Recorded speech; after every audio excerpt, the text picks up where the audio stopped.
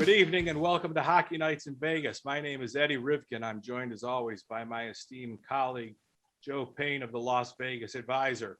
On tonight's episode, we are going to spend exactly 10 minutes on the big story of the NHL the last couple of days, that being Vegas Golden Knights public enemy number 2, Tom Wilson of the Washington Capitals, and his latest act of savagery against the New York Rangers and the $5,000 fine and the response from the New York Rangers players, the New York Rangers team in last night's game. And then we will get on to the Vegas Golden Knights 2-game set against the Minnesota Wild. So Joe, the floor is yours for 5 minutes or less, and go. First off, I found it interesting that I went to look up Tom Wilson's salary, and his salary is $5,166,666. I mean, is that the sign of the devil? The 3 6s? I wonder if he did that on purpose. Well, getting to the real thing, what he did was, it's not new, Eddie. What he's done is not new. He's a repeat offender.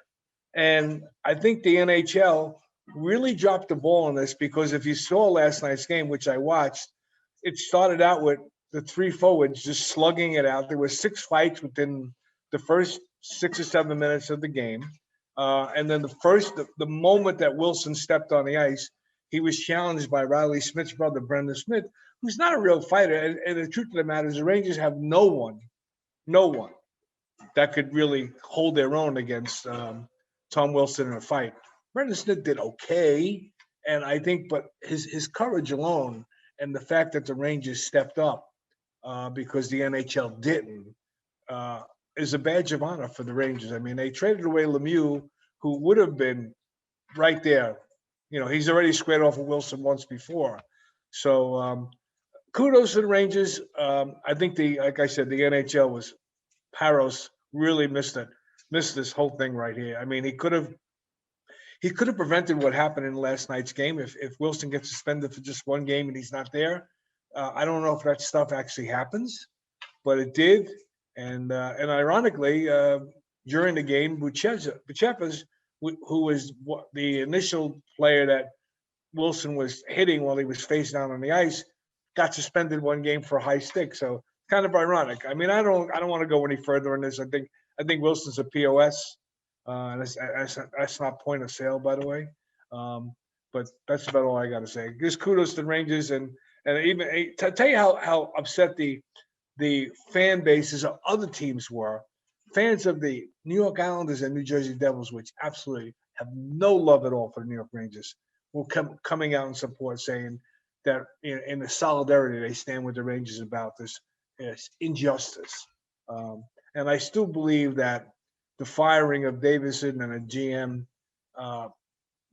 literally hours after the statement that the Rangers issued, I think there's a connection, even though some of the hockey gurus say there's no connection whatsoever. Usually when you fire a GM or president of hockey operations, it's after the season is over, not within hours of issuing a statement. So that's all I got to say. I'm done with Tom Wilson.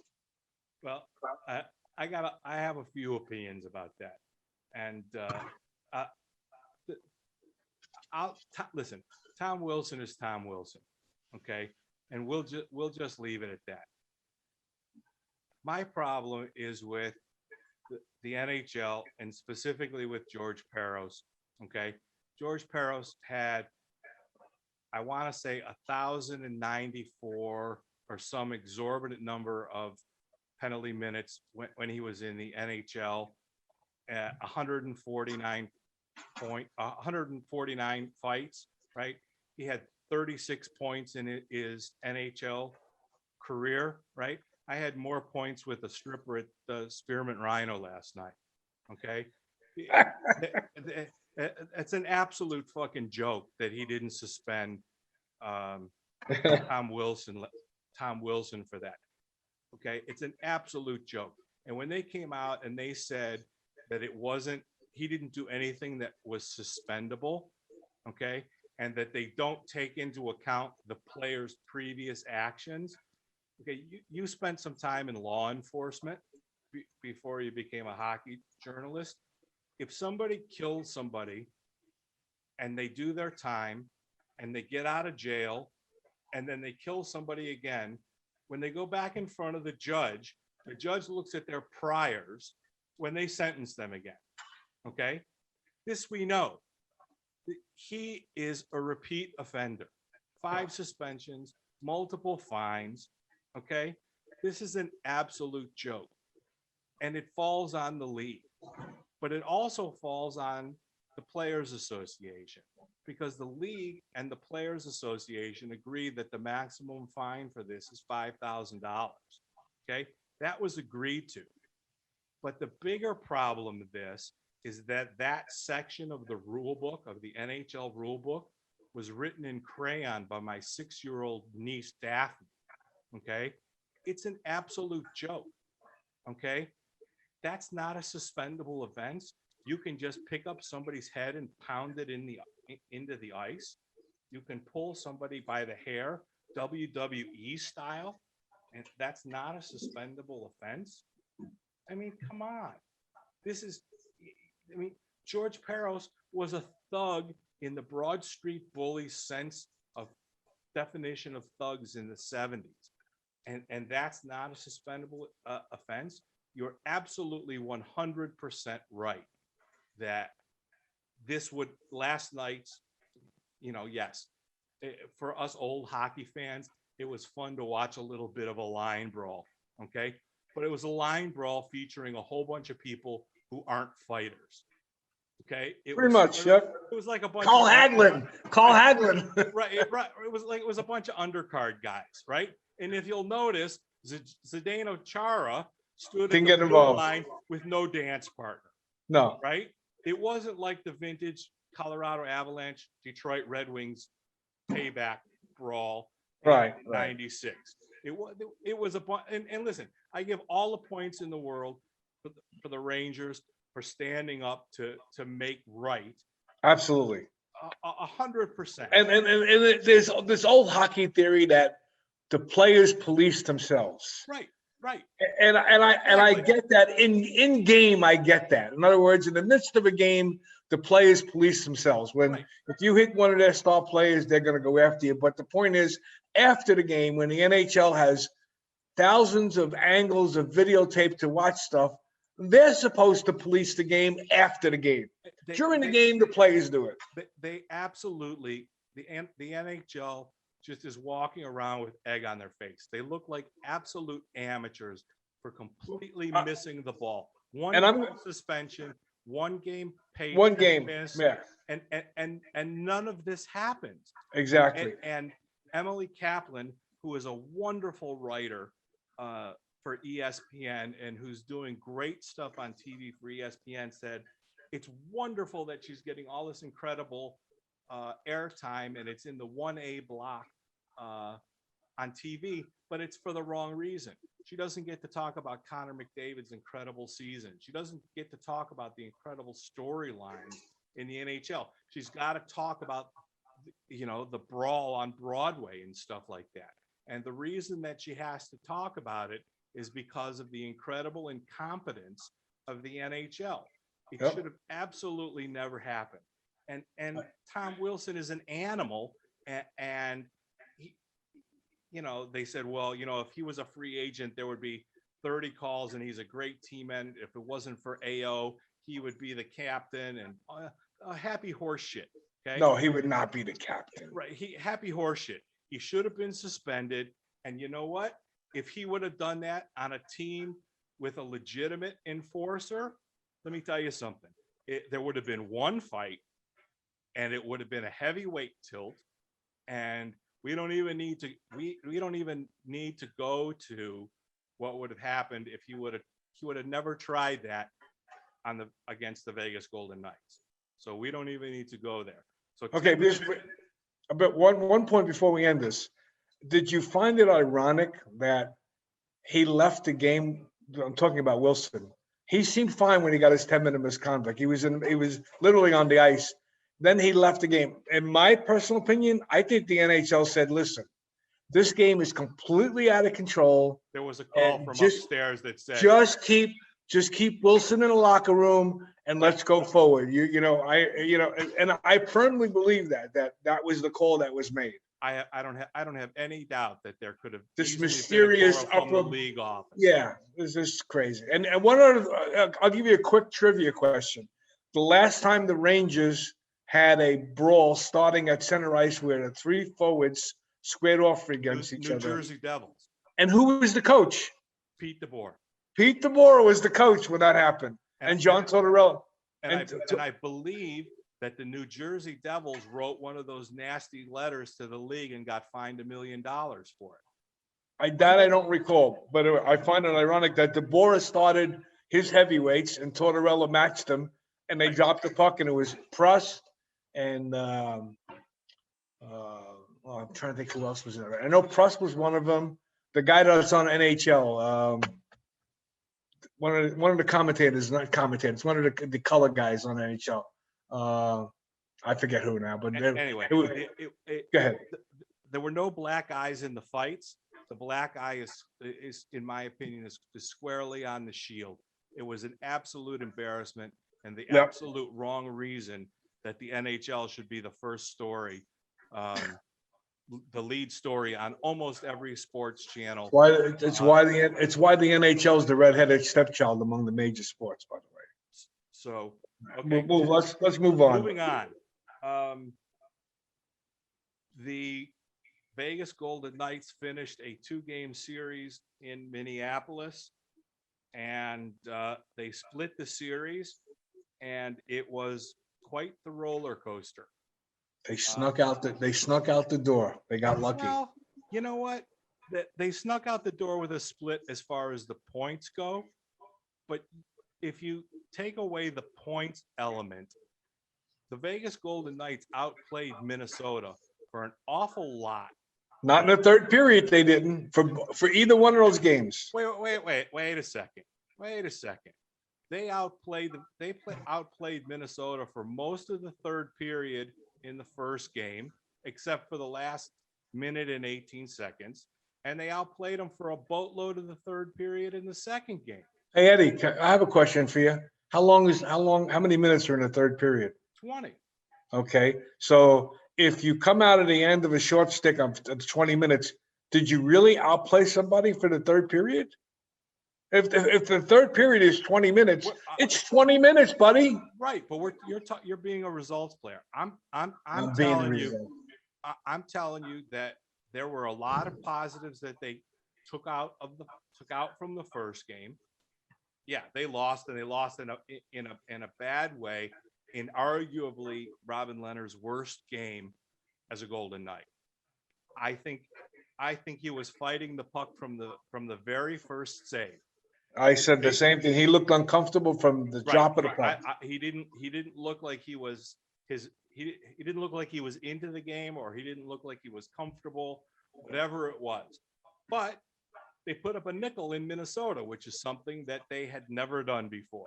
Unfortunately, they folded like a lawn period and gave up 3 goals, and they lost. So the question is, how are they going to come back on Wednesday night? They played a pretty sound game.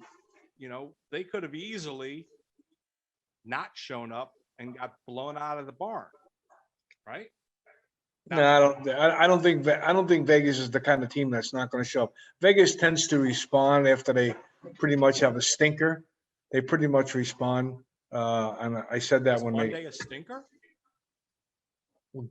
For the third period they fell apart in the third period. In my opinion, the last couple of minutes of that game, they fell apart. Okay, the last couple of minutes, does that make the whole game a stinker? Did they not do anything well? There's nothing positive to take away from Monday's game. There are always positives to take away from any game, and even in a loss, you can find a positive. But the point is, a team that is allegedly one of the favorites to go through the 16 teams to get to the Stanley Cup cannot play like that. And the truth of the matter is, I think over the last 5 games, the Golden Knights have been outscored 9-1 in the third period, which is I can't even imagine it happening. Prior to this, they've dominated the third period. In the last 5 games, they've been dominated, and it's not a good sign for a team that has visions of winning the Stanley Cup this year, or at least going very deep. So you're saying Monday's a stinker? I'm saying that Monday's game, the latter parts of the game, the Vegas Golden Knights lost their mojo. And they've lost their mojo recently in the third period. They've been outscored 9-1 in the last 5 to 6 games of the third period. And if Riley Smith doesn't score that power play goal 1 second to go, they lose this game last night. Okay, they lose that game, and you can probably have kissed first place goodbye. They got lucky last night. They pick up 2 points, and Colorado somehow loses to San Jose. And on Monday night, Colorado provided a miracle comeback to salvage that game to win it in overtime. So the Vegas Golden Knights got lucky last night to win the game, and they got lucky last night that Colorado lost their game. What's happening also is that Minnesota picked up a valuable point by getting it to overtime. These 3 teams they could easily flip-flop one way or the other between these 3 teams going forward in the last couple of games. So you're saying Minnesota is the best team? Because Minnesota's come from Eddie. You want to get a job at CNN. You just spin my words. I didn't say that. I just said Minnesota got. Here's what I said, Eddie. Let me go over this real slow with you, okay? I don't know. Did you have a bad night at Rhino last night? I had a fantastic night. Did you stay out too late at Rhino with the girls? No, she's right over there. I didn't say Minnesota's the better team. Well, the truth of the matter is against Las Vegas, what are they, 5-3? They've beat Las Vegas 5 times out of 8 games.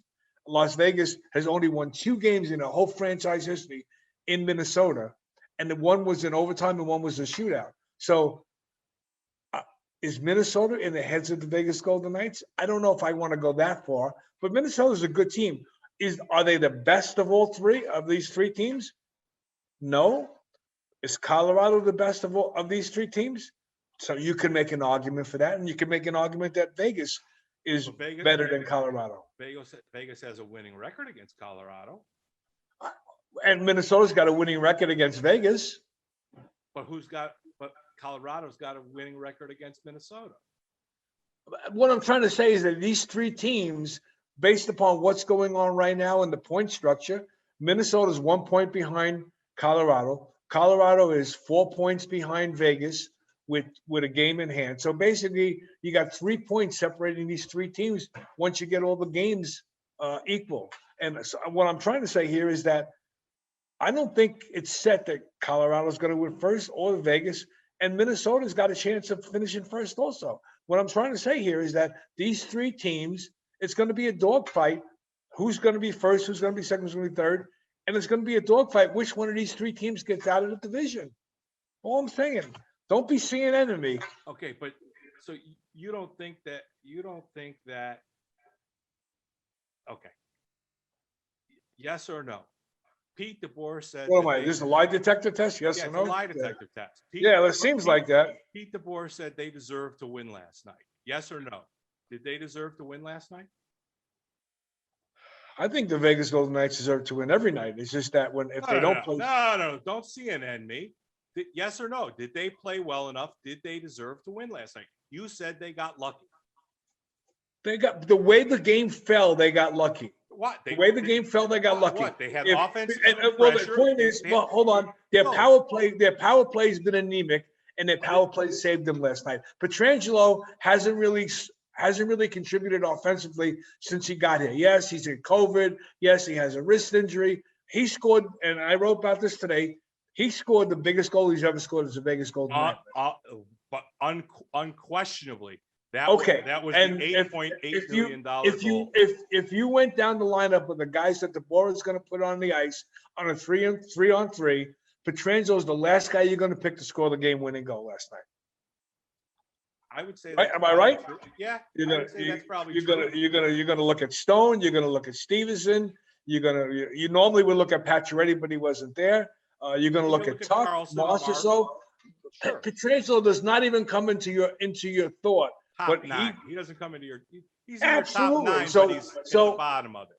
yeah, okay. So, well, the top nine only because he's gonna actually be put on the ice by DeBoer, but he's I don't know if DeBoer is putting him out there offensively. He might be putting him out there on a defensive kind of role. So the point is, did they get lucky by scoring a power play goal? And if we know their power play has been anemic this whole entire year. But did you notice on that power play, there was a little bit of a difference in it.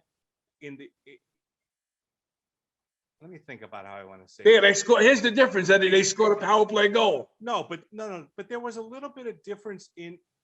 I don't want to say necessarily the urgency of it, but it was a little bit more shot first. Normally they sort of diddly do around, and there's a lot of passing, and there was a little bit of more down ice toward the net and retrieve the puck. This time, I don't want to. That's the truth. And I know your point you're trying to make here, and it's because of Martinez, who on the wing, on the flank. Exactly, he's moved into Pacioretty's spot on the right face of the circle, and as soon as the puck gets to his stick, it's gone. Right. It's gone.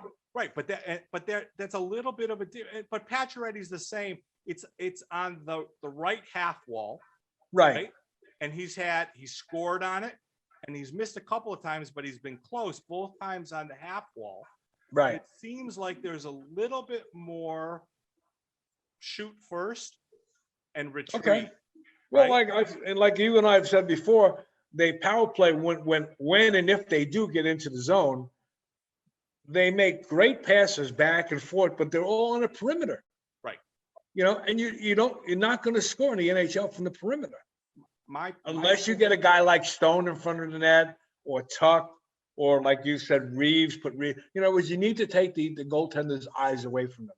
And the Vegas Golden Knights have not been doing that until they kind of rekinkled the power play unit by putting Stone in front of the net and switching Marchessault and Pacioretty on the off the walls there. So I think where I disagree with you is, instead of folding when they went down 2-1, they responded.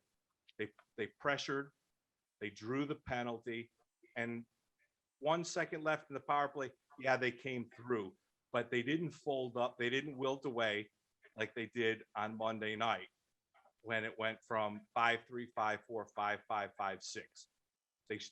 They went down 2-1, and it was a bit of a busted play when they went down, when Kaprizov scored the second goal. They actually won the face-off, but Kaprizov cut in and scored the second goal. But when you thought that they might wilt away and lose the game, they actually responded.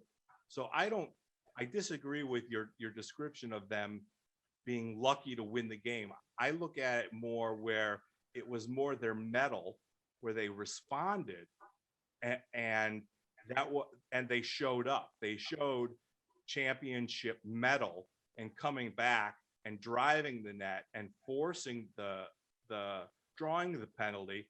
And then, anytime they score a power play goal, they probably say a couple of Hail Marys still at this point, but they didn't wilt away and give away first place in the division. And that's huge. The other thing about the game last night that was significant was the first period. Physicality.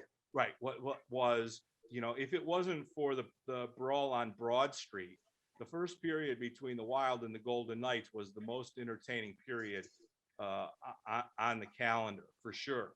The Wild certainly intended to try to push the Golden Knights around. Oh, that was that, and I wrote about that today in my article. I said that there was obviously the game plan for Minnesota Wild is to physically challenge the Vegas Golden Knights. Vegas Golden Knights are a big team too, so I don't know where Minnesota thinks that they're going to be able to pursue that. And we're going to go back to the Reeves situation. Do they, in other words, if they suspended Wilson with that nonsense and Ranger game go on last night, if Reeves is in the lineup, does that nonsense go on last night? No. And I'll just make one quick point. that that Mr. Foligno has a date with Mr. Reeves. You can circle that one on your schedule. Not in the playoffs, because that will not happen in the playoffs. We're talking about Guaranteed. next season. You could when and fans, when you see the schedule for the first game with the Golden Knights and the Wild, whenever that is, you can get your popcorn ready, because Mr. Foligno is going to have a date with Mr. Reeves, because Mr. Foligno skated half the ice looking for Mr. Haig. Now, He did. now, And you see how upset DeBoer was that there wasn't an instigator? and I'm pretty upset with the media for not asking Pete DeBoer because we didn't see it on the broadcast. But I'll bet you, I don't know if he skated, I don't know if he jumped over the boards, because we didn't have a chance to see it. But he certainly came from at least his end of the ice looking for Haig. Looking for Haig, yep. Looking for Haig. And I got to tell you, Foligno's been in 49 fights in the NHL. Haig pretty much held his own. And Haig, Zero. The young man, well, that was He had zero. first, and he did awfully well. But like I said, the first time they see each other, comeuppance, because back here or wherever Reeves is rehabbing, he wrote down in his notebook or made a note on his iPad that that was beyond the pale, and Foligno's going to get a true heavyweight fight. But the physicality of it, that showed a lot. That was a true playoff first period. It was a little chippy. It won't be that kind of post whistle chippy, but that was the first real sort of playoff game that we saw. I love McNabb's left hook. Solid. He took one, and then it was a beautiful check left hook. He went down like Sonny Liston went down against Muhammad Ali, but the only difference is it was a real punch. With Sonny Liston, it was, to this day, there's still a question whether he actually got hit by Muhammad Ali when he took that dive in. I think it was in Maine somewhere, right? Well, young Mr. Hartman definitely absorbed Mr. McNabb, because he went to the penalty box with a bloody nose. Yeah, well, yes, but so did White Cloud, had a little bloody nose from the little Russian kid, who's a great player, by the way. He almost single-handedly beat the Vegas Golden Knights both games. I mean, yes, he did, and he's going to continue to be a problem. Yeah, for them and the rest of the league. So they're up 4 on Colorado. Colorado's got a game in hand, though. They're up 5 on Minnesota. Thankfully, they don't see Minnesota again. Actually, I hope they do see Minnesota again, because if things shake out the way I hope they shake out, with Colorado will play Minnesota in the first round. I think I'd rather face Minnesota than Colorado. I really do. I think Colorado has just got too many weapons, and the goaltending. If Grubauer is healthy, which he's returned, okay, I think he's better than Talbot. I don't know. So let me ask you this: do you think Petro got the monkey off his back last night? I mean, listen. If you had to grade his season, forget his salary, right? He had COVID and he missed a couple weeks. Broke his wrist. We think he broke his wrist. We don't know for sure, but he still has it wrapped. He still has it wrapped, by the way, if you watch him in post-game interviews. Right. Okay. But I mean, all things, he eats a ton of minutes. He eats a ton of minutes. He's never played in this system before. I think I think it's still a solid B. I still think he's figuring out. He hasn't played 30 games, maybe. Yeah, he's missed a bulk of games. I think he's played 36 games, or maybe last night might have been his 37th game. Right.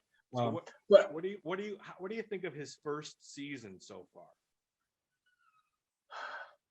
I'd like to say disappointing, but I don't know if it's disappointing more than, and I wrote about this also. He played one system for ever. since he came forever. Since he came into the league, he was the fourth pick overall. Immediately made the St. Louis Blues and has played there every year up until coming to Las Vegas in the offseason.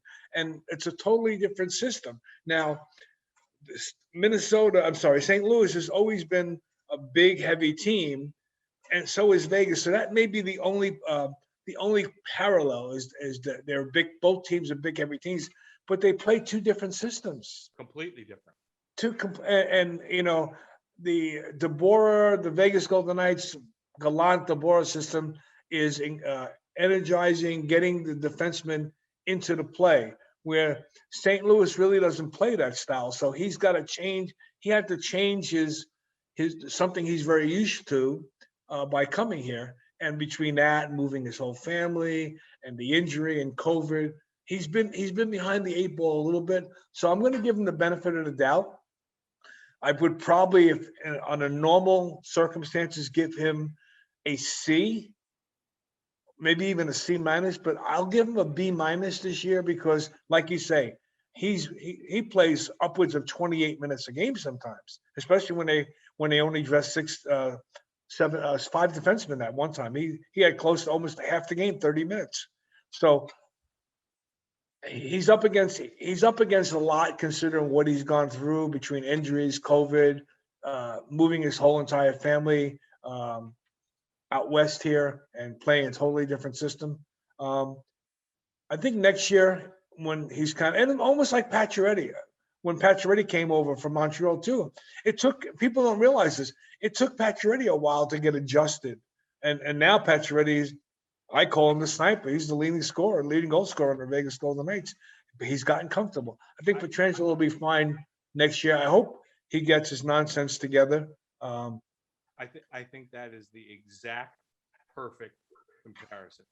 I would say that you're starting to see more flashes of brilliance, Right. Petro, as he starts to more naturally figure out where the other people are going to be on the ice. There are still some times where you sort of see him drifting to places where he doesn't know where everybody else is, right?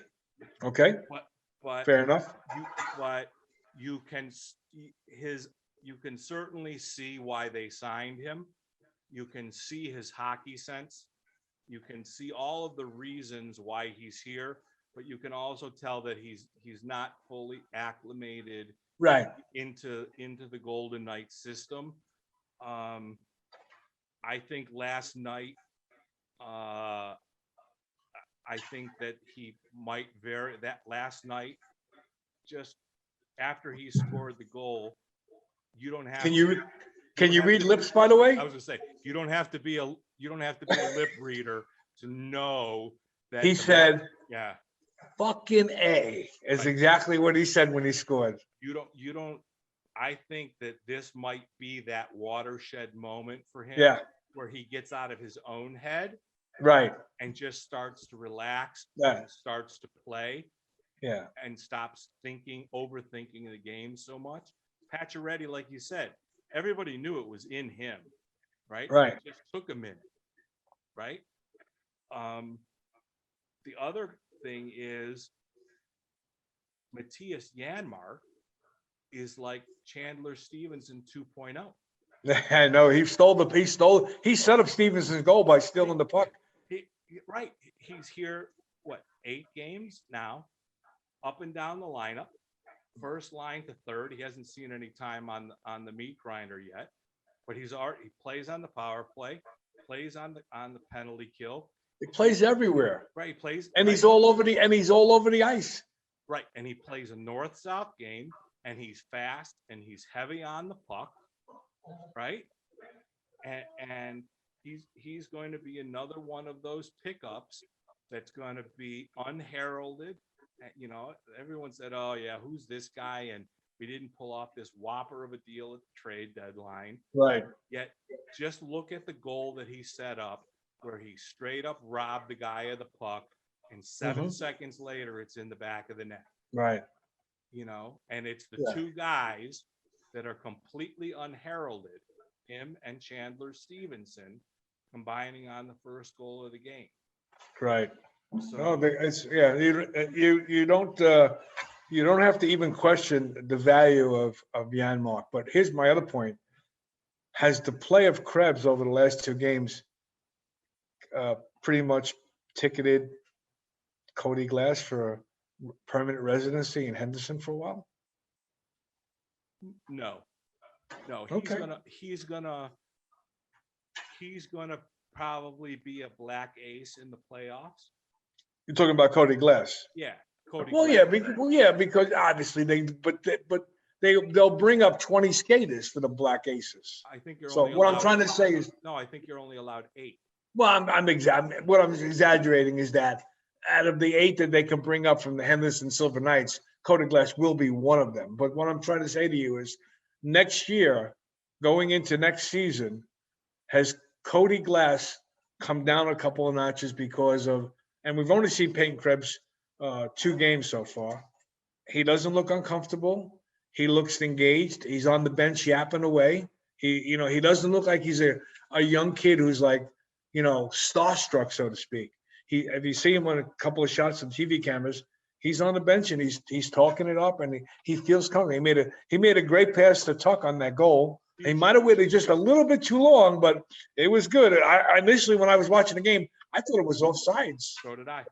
Yeah, 100%. I thought it was. I couldn't believe they didn't challenge it, and then they wound up challenging the goaltender interference, which wound up being A miss. denied, and wound up getting a power play, which the Knights scored on.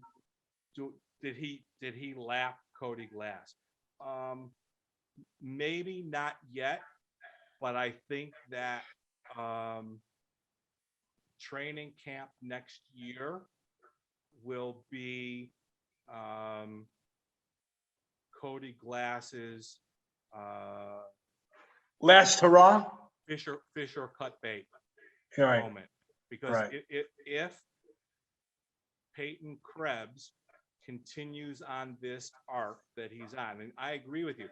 I mean, he has lost D zone coverage a couple of times, but that's to be expected. The kid went from juniors to the Right. NHL, right? But if he continues on this trajectory, I think that it's going to be difficult for Cody Glass to unseat him. Now, the other question comes, with what happens with the UFAs and the RFAs and the NO6. Right. And that may be like Cody that. Glass's. That might be Cody Glass's saving grace. It might The salary cap and a couple of the RFAs and UFAs that the Vegas Golden Knights are going to have to contend with, in the offseason.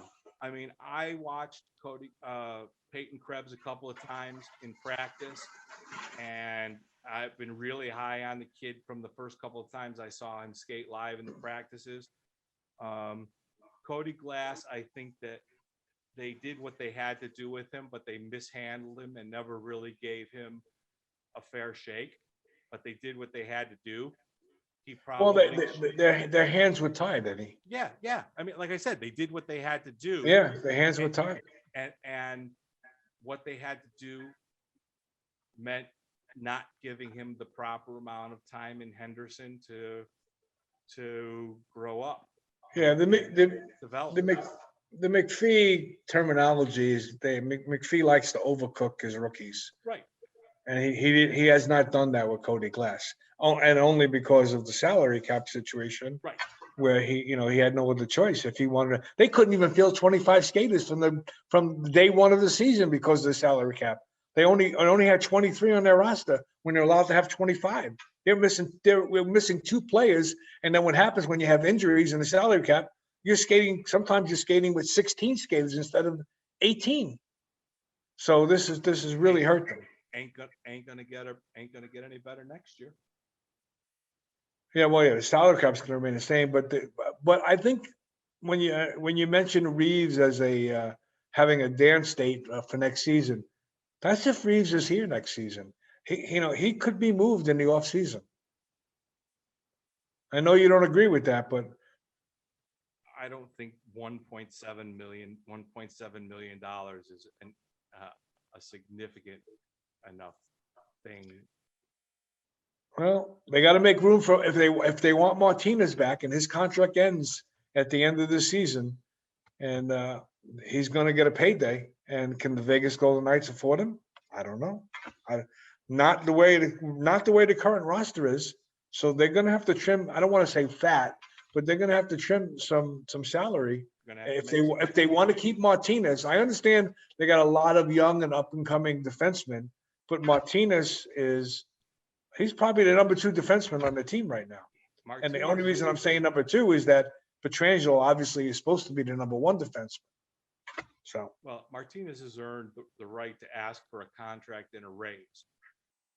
The question is, what will he want to stay? He's what, 30? Is he 34? How old is he? I don't know. He's in his 30s though. He's for sure. He's got a good pedigree. He's got 2 Stanley Cups under his. He's got a winning goal. Yeah. He's got a game-winning Stanley Cup clinching goal against the New York Rangers, unfortunately. But no, I think even though the Vegas Golden Knights have a lot of young, up-and-coming defensemen, they still need someone of Martinez's skill set. I mean, the guy's blocked shots in 68 games in a row, some incredible number. They're going to ask him to take a hometown discount. Speaking of hometown discounts, and I wrote about this. I don't know if you read today's article. Flores is playing out of control. And here's my question. I have a 2-part question to you. I hope this doesn't happen, but if Leonard loses tomorrow night against St. Louis, he now would have lost 3 games in a row.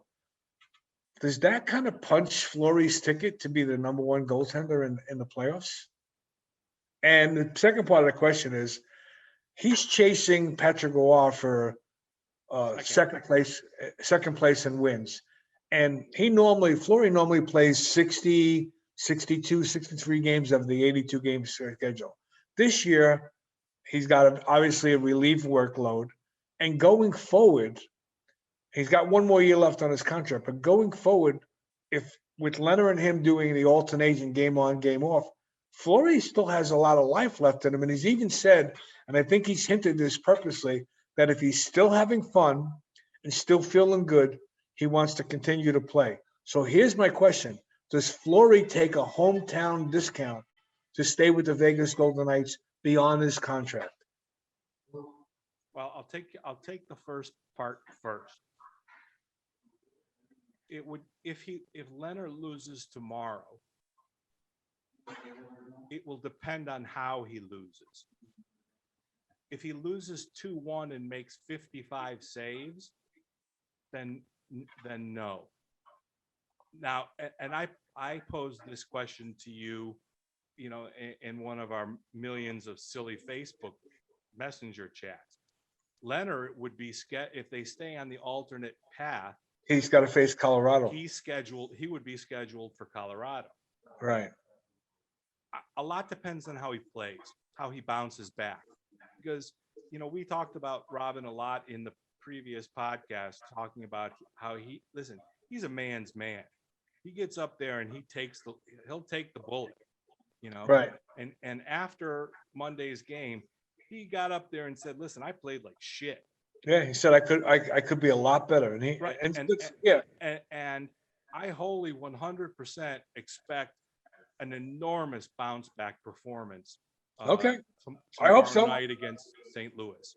I hope so. And so the answer to the first part of your question is it depends on how he plays. The answer to the second part of your question is if Fleury wants to stay here, he has to take a hometown discount. The economics of the NHL, the way it sits right now, even with the new expansion team, the Krakens. I don't care who cares about them.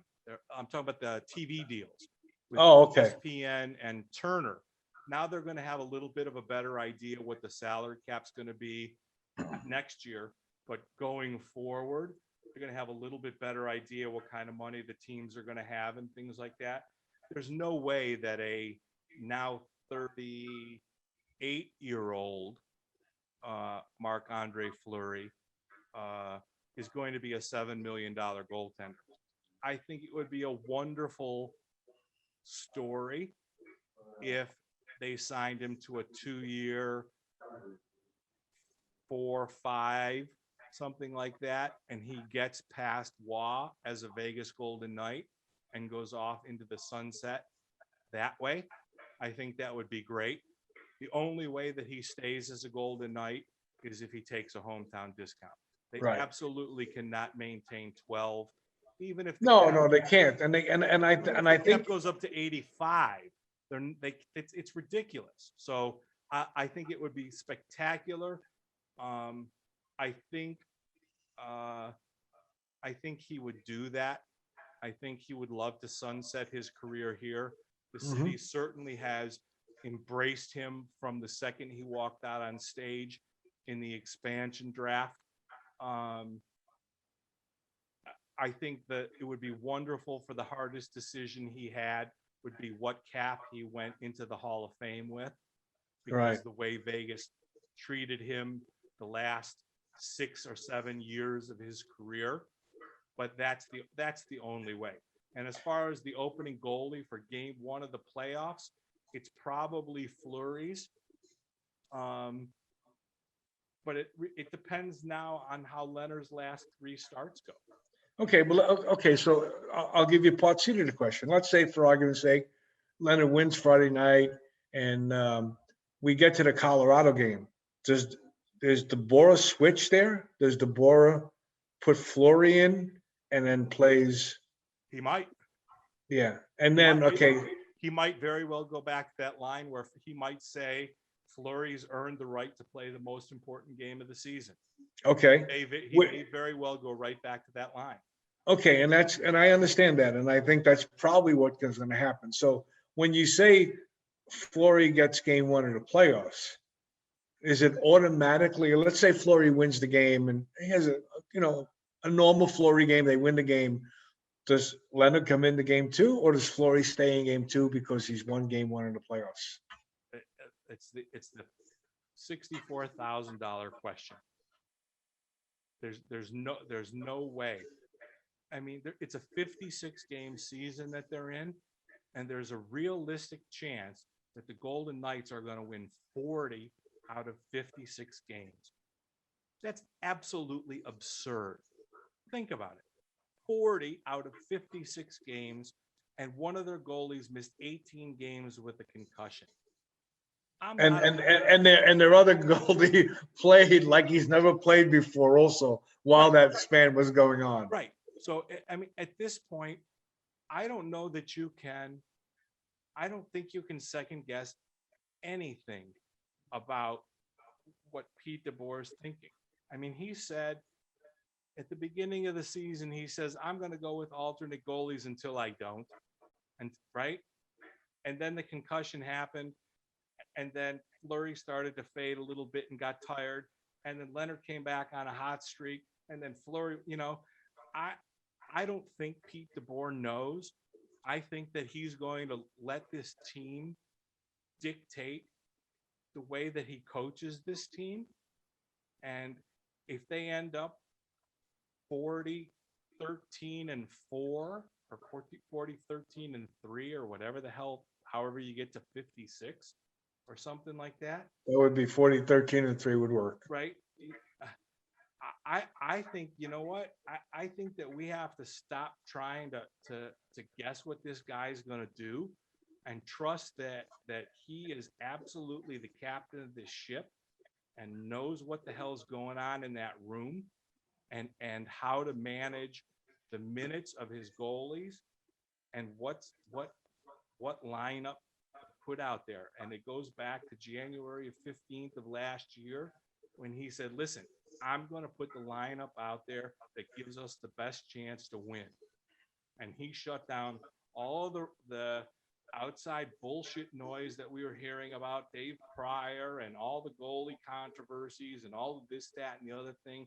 He said, this is my team. I'm going to do what it takes, and I'm going to put the lineup out there that gives us the best chance to win.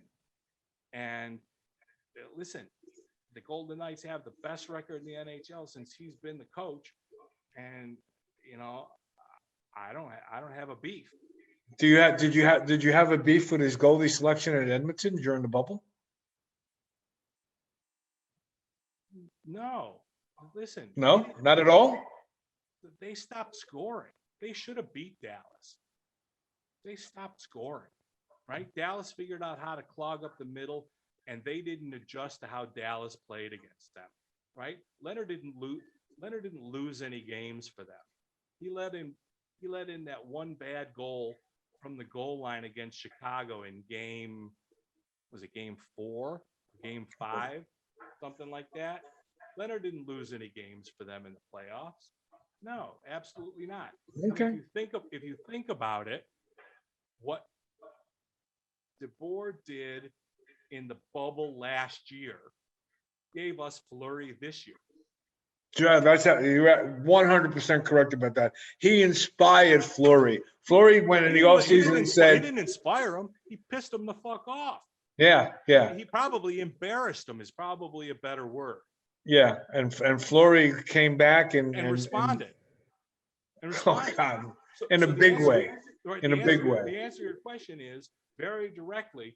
Pete DeBoer's strategy indirectly has helped. Well, may have increased Fleury's career. Gave us this year's flower. Yeah. Oh, 100%. 100%. 100% on that one. I don't know if I agree with you, but on this one, yeah, he 100%. Right? Yeah, no, without a doubt. Okay, 4 games to go. St. Louis twice, starting tomorrow night. Colorado and San Jose. Does the San Jose game end up meaning anything? I sure hope not. Because if they beat St. Louis twice and beat Colorado, it's over. It's over. If they win 3 of their last 4 games, I don't think Colorado can catch them, right? Well, they're up 4. Yeah. Okay, but it's prediction time. Oh, here we go. Prediction time. It's prediction time. What do you got? Let's take St. Louis. How are they going to do the next 2 against St. Louis? Well, keep in mind, and I know a lot of people don't think this plays into it. There's going to be a lot more people at T-Mobile on Friday and Saturday, and I think tickets are still available. They could. When have you heard that before? Well, tickets are still available because of the price point of tickets, which is another topic that we don't. Which is another topic for another day. I think they beat St. Louis. I don't want to say handily, but they'll beat St. Louis. Colorado's the only game that may give them a problem. I think they win 3 of their last 4 easily, and if they win all 4, obviously, the fat lady has sung, so to speak. All right, that's going to be a wrap. We covered public enemy number 2, Tom Wilson. We had a hearty debate about the Minnesota Wild series. Very rare Joe and I have a serious disagreement about things. Vegas Golden Knights are allowed to get lucky now and then. That's okay. I think that they outplayed Minnesota for a hearty part of the 2 games, and I'm glad that they still have the lead intact. Thank you to the San Jose Sharks for not choking away the lead last night, and like they did Monday night. Joe and I will be back after the St. Louis series. Before the Colorado game. We'll wrap up the St. Louis pair, and we will preview arguably what we suspect will be absolutely the biggest game of the year. We have a big surprise for you. Wait till you get a load of the fancy graphics and the new logo for Hockey Nights in Vegas. It will be debuting tomorrow, and we hope you like it. Subscribe, share it with your friends. These 2 old goats are moving in the new technology world. Thanks for joining us. And don't forget, if you like what you hear or see, don't forget to hit that subscribe button. Subscribe. And that's going to be it for tonight. Have a great night, folks. Go Knights, go. We're out of here. We're out of here.